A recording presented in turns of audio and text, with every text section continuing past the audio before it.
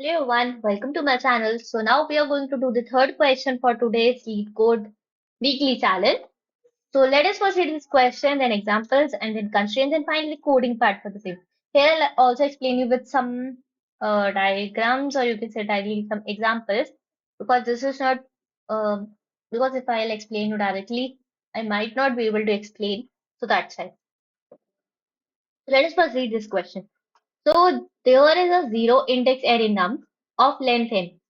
Okay, and initially all elements are uncolored, has a value of 0. So basically, see here n array with count of that basic count, not count, the size of that array is given. So initially, as it is of size 4, so initially everything which is there, it is uncolored. It has value 0. So you are given a 2D integer array queries, where query of I includes index I and color I. It is a 2D integer array where the things are like this, means here it is having index and here it is having color. So like that, any size array is being given to us, but the index which is here, it is bound to the n which is being given to us. That is the thing that we can clearly see in constraint as well. Now comes the next part, that for each query you color the index I with the color I. That is the thing. Then what we are required to do is that return an array answer of the same length as queries where answer of I is the number of adjacent elements with the same color after the ith query. More formally, answer of I is the number of indices j such that 0 means j from 0 to n minus 1, where nums of j is equal to nums of j plus 1, and nums of j is not equals to 0 after the ith query.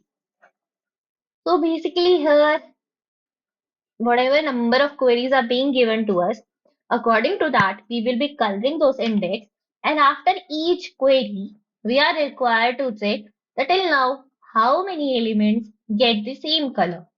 So that's the thing which we will be doing. So now let us first check for the constraint. Then I will show you some that how we are required to do it. So here n can go up to 10 to the power 5. Queries can also go till 10 to the power 5. And query of I length is 2 because one is index and one is color. Then index of I can go till n minus 1. And I told her that it can go till that thing only. And then color, it can go up to any number till 10 to the power 5. Now comes the part how we required to do it. Okay, let me explain you through the whiteboard, actually the blackboard. Here, see the first example which was being given to us in that. The first query when it ran. So at that moment, everything was 0, 0, 0. Right? This is that we can say this, not we can say, but it is our answer array, which is initialized with 0 at the first moment. And at that moment, because of our first query, our first element got colored. Because here we can clearly see what the query is exactly. This thing I've already explained actually. So here we can clearly see what the query is exactly. 0 till first query is at 0 index we need to color with the 2. So that's why at that moment we can clearly see here that we have colored this index, right? Then the second query is that at first index we are required to color it with 2. So here we colored it with 2. Now because of this thing, we got two adjacent elements being colored with same, right? So that's why here it turned to 1 because we got two elements which are colored with 1. Now, when we run the third query, that third query says that our third index which is there because it starts from 0, 1, 2, 3. A third index required to be colored with 1. So we colored it 1. But till now, we didn't get any new adjacent as the any new adjacent same colored, right?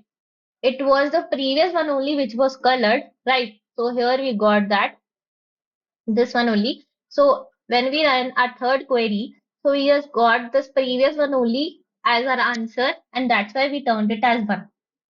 Now, in the next one, so actually we are also maintaining one dynamic count which gets increased or decreased as we check that what is getting inserted or what is getting being eliminated. So here this 2, now it got changed to 1. Earlier we were having this 1 1, but now it got changed to 1, and because of that now we don't have any other adjacent elements which are same colored, and because of that when our fourth query is being run, so now its answer would be 0.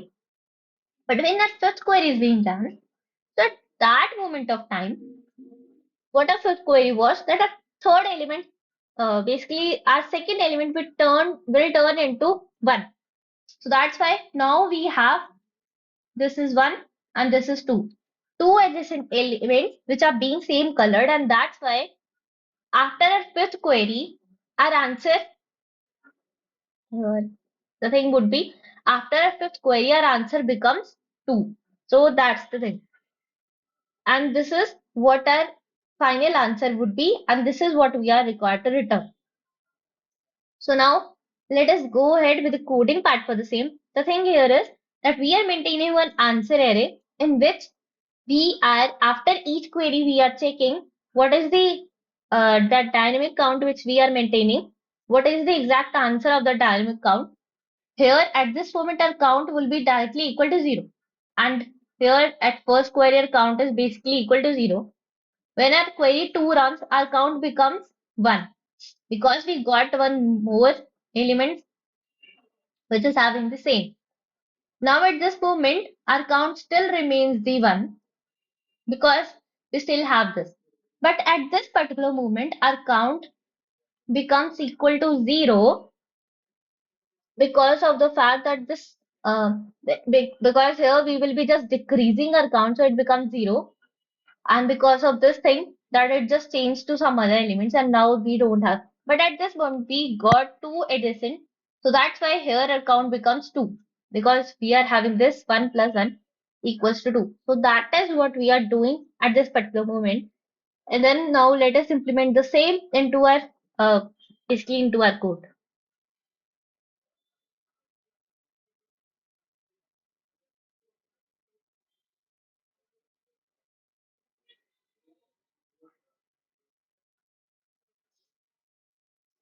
So now comes the part. See, here are nums which is there and the result which is there. Now the thing would be there it is, here we are having a count.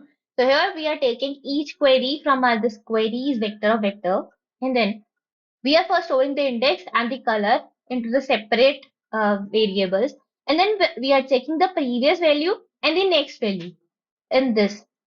Here we are checking if our index is greater than 0, then whatever index it is there, so whatever previous value which was there, that is index minus 1, that we are storing at this previous, else it would be directly 0. And if it is less than n minus 1, so we will be directly storing whatever is index plus 1, else we will be storing 0. So that's the thing. Now comes the part after this. If a nums of index means whatever is there at that nums of index, and nums of index equals to pre, means whatever previous values there, means basically now the thing is that that particular which is there, it is matching with that and that nums of index. So now in that context we are just decreasing our count, means basically this is at the previous value and this is what we are getting now, and here same goes for this one.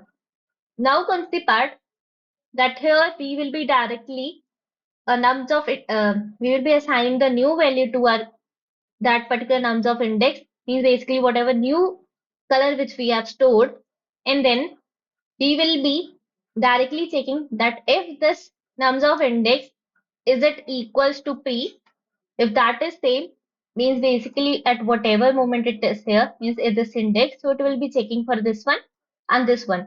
So accordingly, it will be increasing the count. This is what it happened at the query fifth, which we were discussing just few moments before. And this is what is being happening, which we were discussing at that moment when we have done that query fourth. This was after the query fourth and this was after the query fifth. This is what things were happening at that moment. Now, whatever count value we will be having, so that we will be storing into our result. And that is what we will be doing after each query, and that is what we will be returning as a result.